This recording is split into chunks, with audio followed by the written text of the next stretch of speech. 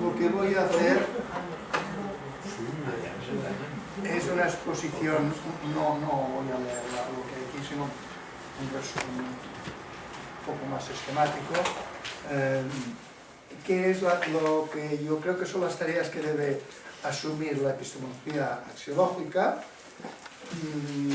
los principios desde los que debe partir y la urgencia de que se cree esta disciplina. Lo que tengo aquí lo leeré, son 4 páginas y un párrafo, y si es necesario lo comentaré y después pues ponéis las dificultades que queráis. Todos los sistemas axiológicos del pasado fueron construidos por los humanos mismos, pero sin ser conscientes de que lo hacían. Eso supone que genera... No generaron...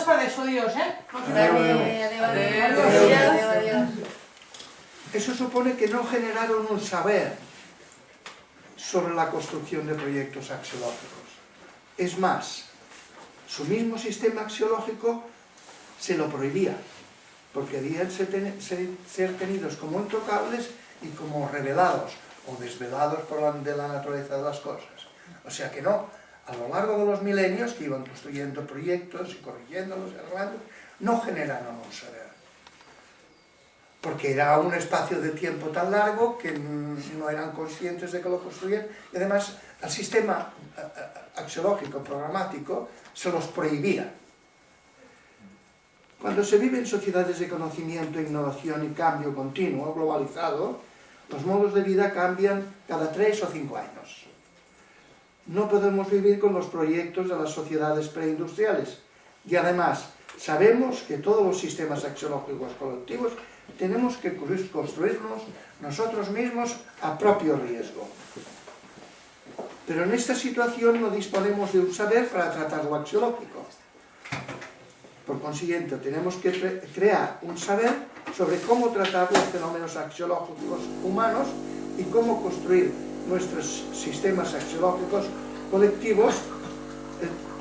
O sea, tenemos que construir una epistemología axiológica.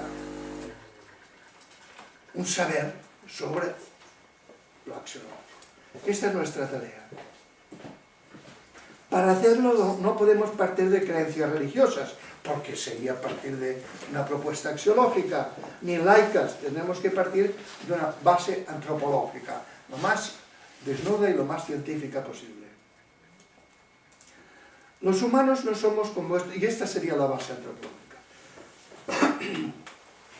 Los humanos no somos un compuesto de cuerpo y espíritu, ni tampoco un compuesto de animal y racionalidad, que es la versión laica de la misma concepción. Somos unos animales que hablan. El habla nos constituye como animales. Sin el habla no estaríamos constituidos como animales viables, ni siquiera como animales. El habla es un constitutivo animal. Esta es nuestra diferencia específica. Que el habla sea el constitutivo de nuestra condición de vivientes es nuestra diferencia específica con relación a todos los demás vivientes. Hay que comprender la diferencia porque esta es la base de todo planteo.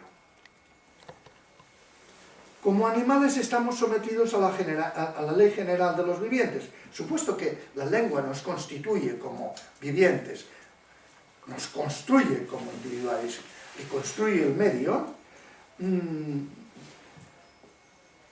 hay que contar que tenemos que partir de la ley general de los vivientes. Es decir, que nuestra relación con el entorno debe ser estimulativa y por tanto sensible, y por tanto cualitativa, y por tanto concreta. Eso quiere decir que los sistemas axiológicos deben orientar nuestra condición animal y construir nuestro medio axiológico. O sea, tiene que construir a nuestra condición animal y el medio, el entorno para un animal. Teniendo en cuenta que hemos de cumplir la ley general de ser estimulados para vivir. Pero para hacer estas construcciones necesitamos conocer la formalidad de lo concreto sensible. La lógica abstracta de la ciencia es inútil para esta tarea. El habla que nos constituye como vivientes y que construye nuestro mundo a la medida de unos seres necesitados, nos dará las claves del tratamiento de lo concreto. En el habla natural, para diferenciarlo de los hablas que se han generado después, científico, mitológico, sino el habla natural, el más básico, en el habla natural todo es concreto. La fonología es una estructura de entidades concretas, la semántica es estructura de entidades concretas y el discurso y las narraciones son también de entidades concretas. Por tanto, la estructura de la lengua realiza la formalidad de lo concreto y los lingüistas lo estudian y le formalizan. La formalidad de lo sensitivo, cualitativo y concreto regirá los sistemas axiológicos colectivos y rige las artes, rige los sistemas de comunicación. Hay que distinguir lo que son sistemas de comunicación de lo que son sistemas de información. La información puede ser abstracta, la comunicación no. Los sistemas de comunicación, lo religioso, los mitos, los símbolos, los rituales, las narraciones de todo tipo y lo estrictamente espiritual también está regido por esta legalidad. Voy a decir los rasgos fundamentales de esta formalidad de lo concreto porque esta tarde la Marta lo detallará, ¿no? Los rasgos de la estructura de lo concreto sacados de los lingüistas. Son 4, muy sencillos. En la formalidad concreta todo es binario. Todos son contraposiciones y contrastes. No puede haber otra formalidad, otra lógica que la de contrastes, ¿no? Y contraposiciones. Por tanto, primer rasgo, todo es binario. Segundo rasgo, hay una estructura elemental que consiste en un eje común en torno del cual hay la contraposición. Esta es la estructura elemental de todo lo concreto. Y después hay una estructura elemental de la transformación. Tenemos dos contrapuestos y hay una formalidad para pasar de un contrapuesto al otro contrapuesto. Después, la tercera estructura, hay una estructura fija e inmutable del papel que juegan los actores en una narración axiológica o axiologizante, que es la estructura actancial, que se cumple rigurosamente en mitos, cuentos, novelas, ideologías, y debe cumplirse en los sistemas axiológicos que creemos para las sociedades de conocimiento. Toda estructura axiologizante deberá pasar por la estructura actancial. Esos son, en resumen, las principales leyes formales del tratamiento de lo cualitativo axiológico concreto. Esta tarde nos hablará Marta. Con estas leyes formales se puede estudiar cómo construyeron nuestros antepasados sus sistemas axiológicos colectivos, sus mitos y sus religiones. Y se puede saber cómo se construyeron las ideologías.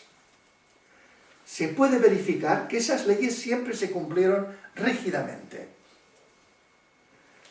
Con ellas disponemos del instrumento adecuado para construir los proyectos axiológicos convenientes a las sociedades de conocimiento. Ya sabemos con qué formalidad hemos de construir y qué condiciones debe cumplir. El próximo curso nos dedicaremos a CTR a ensayar construcciones de proyectos, hasta tener la mecánica por la mano.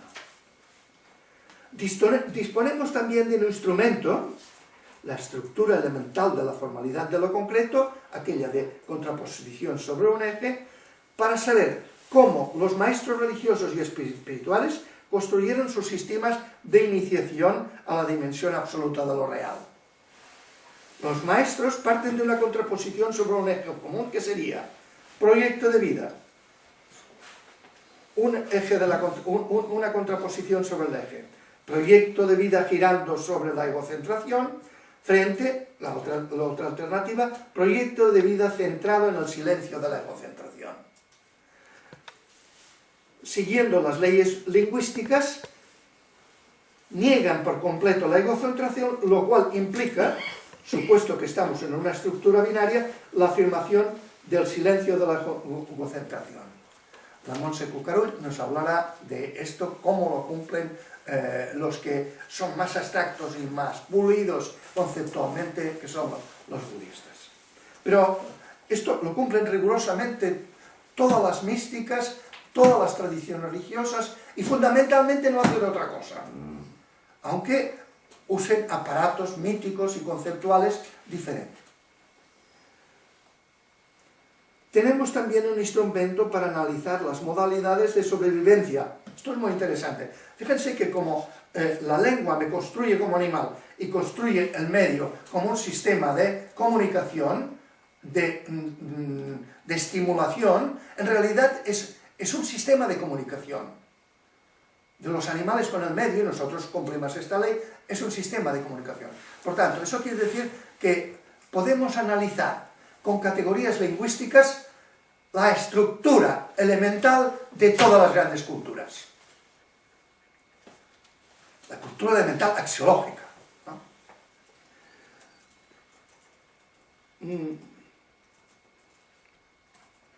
Podemos conocer los rasgos básicos de cada sistema de sobrevivencia y reconocer la metáfora o paradigma elemental de cada sistema cultural con el que se investirá semánticamente todos los códigos o ámbitos de la vida colectiva. O sea, nos da una estructura elemental de la operación que, transportada a la lengua, se transforma en metáfora fundamental desde el que se estructura la globalidad de todos los ámbitos de la vida colectiva. El resultado de esa investición es el sistema axiológico o mítico.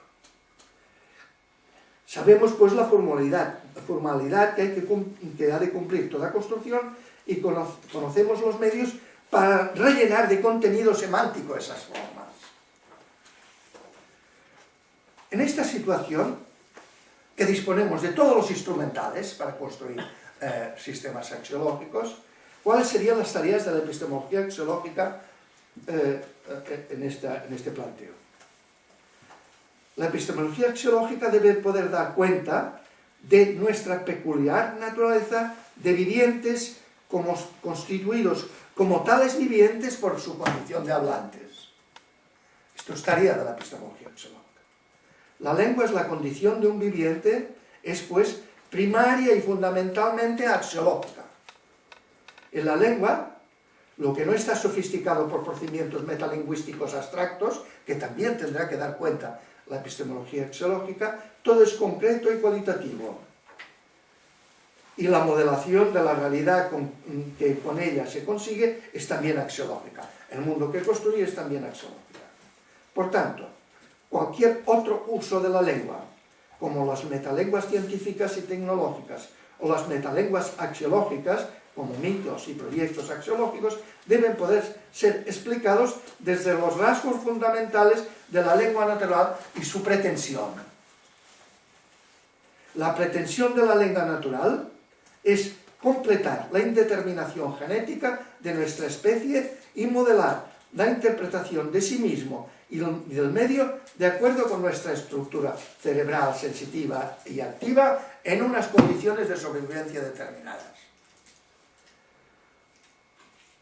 Por consiguiente, todos los fenómenos cognoscitivos y axiológicos humanos tienen que estar enraizados en esa condición y deben poderse explicar desde ella.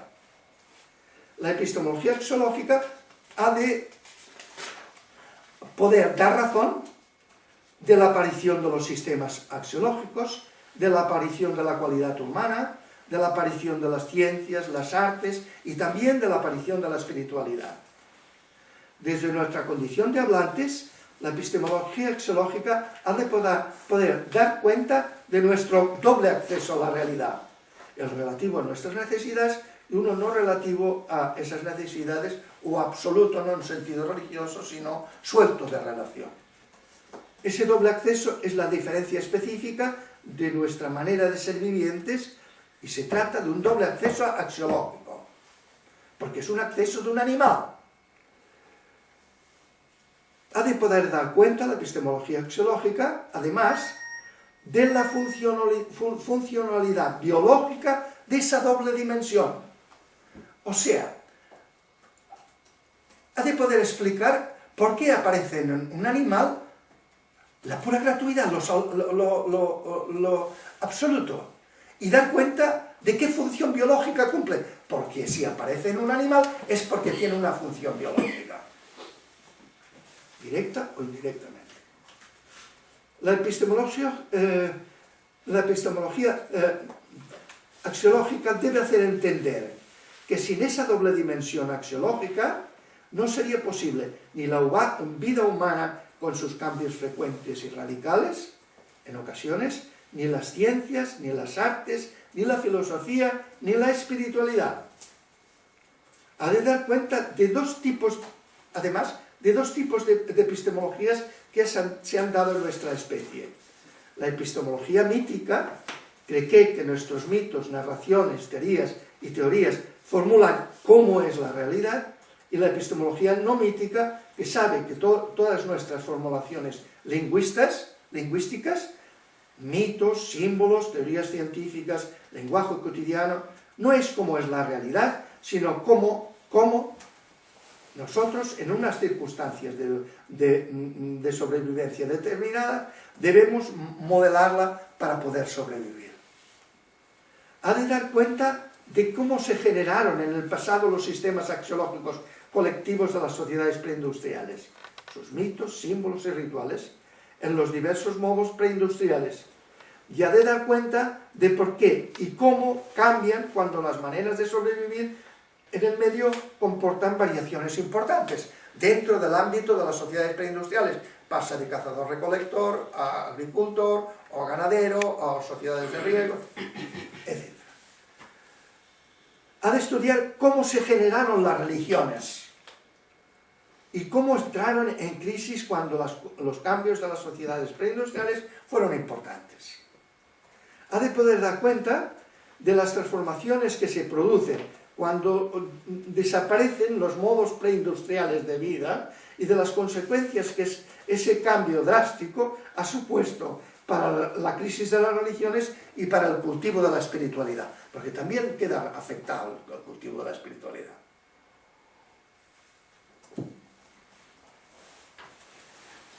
Deberá hacer comprender la necesidad ineludible de la creación de proyectos axiológicos colectivos para las sociedades de innovación y cambio.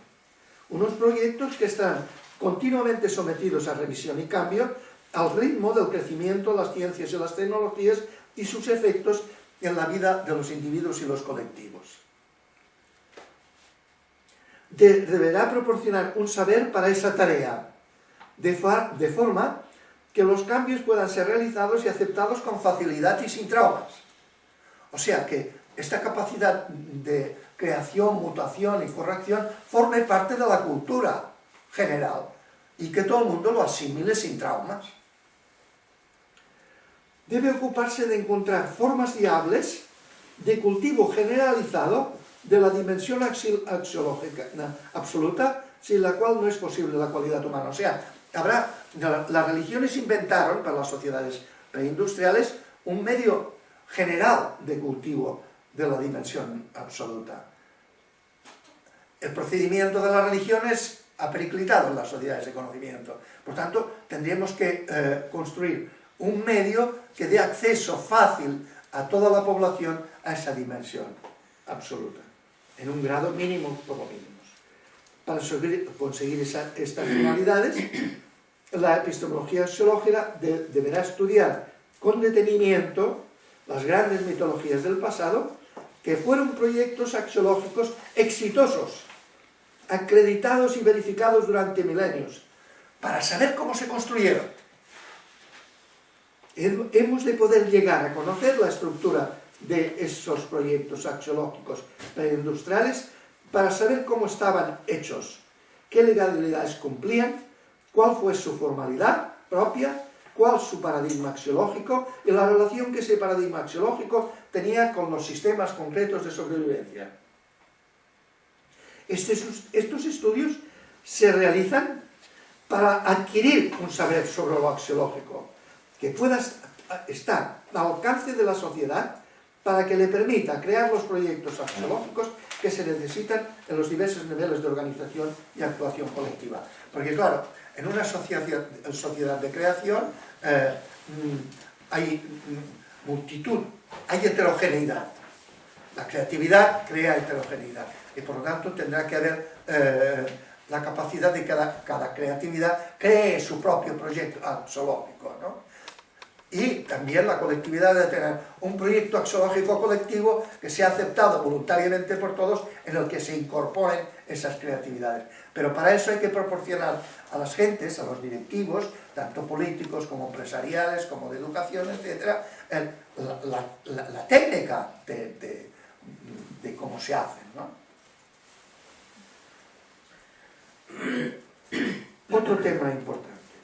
Todo el ámbito de la espiritualidad de nuestros antepasados debe pasar hoy por el ámbito de la epistemología axiológica. Debe intentar precisar lo más posible los dos tipos de formalidad. La propia de los saberes abstractos, de las ciencias, la lógica, y la propia de lo concreto, sensible y axiológico, que es la lógica concreta o semiótica. Debe dar cuenta de por qué precisamos ahora de la epistemología axiológica, que no fue necesaria en el pasado, y qué funciones deberá cumplir en las nuevas sociedades industriales. Quien practique la epistemología axiológica y todos los que intervengan de una forma u otra en la creación de proyectos deberán tener el sentir libre. En las nuevas condiciones culturales se pueden tener opciones axiológicas, pero no sumisiones axiológicas, porque es preciso estar siempre dispuestos al cambio. Ese saber sobre lo axiológico y la libertad que debe siempre acompañarle es una necesidad imperativa para el nuevo tipo de sociedades. La actitud que se exige al epistemólogo deberán tenerla en un grado u otro todos los miembros de la nueva sociedad. Libertad axiológica, creatividad y flexibilidad son las cualidades necesarias de las sociedades de conocimiento. La dimensión absoluta también es asunto de la epistemología axiológica.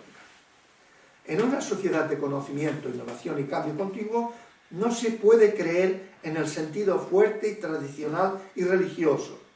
Se pueden tener supuestos acríticos, pero no creencias estrictas. En esas condiciones culturales, el estudio de la dimensión absoluta ya no es materia exclusiva de las religiones, de sus temas míticos y simbólicos, ni de sus creencias y sus teologías. Es materia de la epistemología axiológica. Evidentemente, la epistemología axiológica no puede tener como objeto el estudio de la dimensión absoluta directamente, porque se trata de algo inobjetivable. Lo que estudiará la epistemología axiológica con relación a la dimensión absoluta será exclusivamente cuándo y de qué factores depende la noticia de esa dimensión, qué rasgos presenta, cómo se cultivó en el pasado, cuáles son las enseñanzas de los grandes maestros de esa dimensión, sus coincidencias fundamentales y la diversidad de sus propuestas. ¿Cómo tendríamos que heredar las tradiciones religiosas y espirituales del pasado sin tener que vivir y creer como ellos, sin podernos adscribir a sociedades e iglesias como ellos lo hicieron? ¿Cómo ser fieles al espíritu de sus enseñanzas sin poder a la vez ser fieles a sus formas de pensar, sentir, comportarnos, organizar y vivir? ¿Qué formas dar al cultivo de esa dimensión en nuestras actuales condiciones culturales continuamente cambiantes y globales? Y finalmente, ¿cómo vivir y organizar colectivamente el cultivo de esa dimensión que nos es imprescindible? Pero ya fuera de las estructuras religiosas habituales, porque ya no se puede fundamentar en ese tipo de estructuras basadas en creencias. Esa cualidad humana y cualidad humana profunda la precisamos con urgencia para conservar nuestra condición específica, que es tener un acceso doble a la dimensión de lo real y conservar así la flexibilidad que necesitamos, ahora más que ninguna de las condiciones culturales del pasado de la humanidad. Para tener flexibilidad tenemos que tener las dos dimensiones. Por lo tanto, hay que cultivar temáticamente las dos dimensiones y colectivamente. La epistemología axiológica adquiere en las nuevas condiciones culturales una tarea de un calibre y de una importancia insospechadas. No obstante, como ciencia es incapaz de transmitir y motivar adecuadamente el cultivo de la dimensión absoluta. Quedará la tarea del cultivo explícito de esa dimensión, que es una dimensión cualitativa y axiológica peculiar. Los grandes maestros de esa dimensión nos dirán cómo hacerlo adecuadamente.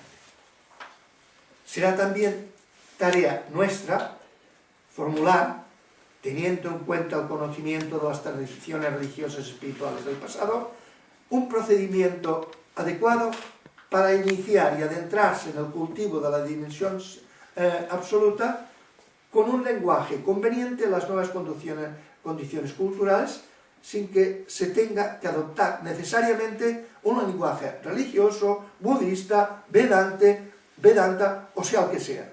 Aunque después de iniciados se puede usar cualquiera de ellos, pero siempre sin sometimiento. Porque cualquier sometimiento bloquearía a las sociedades de conocimiento. Pues esto es lo que